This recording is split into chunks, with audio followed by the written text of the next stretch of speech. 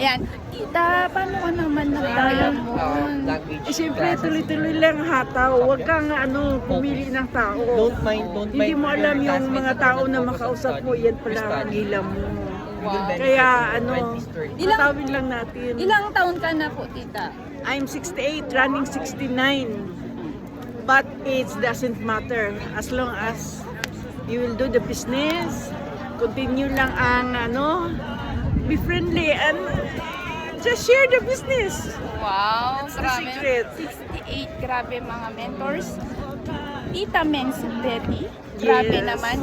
Mama ni Mentor May, na number 1 noon ay negative sa negosyo. Ako ang pinaka-negative.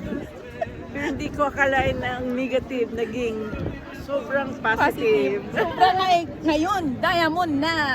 Thank you, Diba? Lord. Tita Mengs, ano masasabi mo sa karamihan at sa mga hindi pa member? Sa mga hindi pa member, Diyos ko, huwag niyo sayangin yung oras, magpa-member na kayo. Diyos ko, sayang yung time. Instead na sayang yung time na kikita na tayo. Masaya tayo dito sa business na ito. Kasi huwag kayong mahiya mag-share sa business na ito. Napakaganda itong business na ito.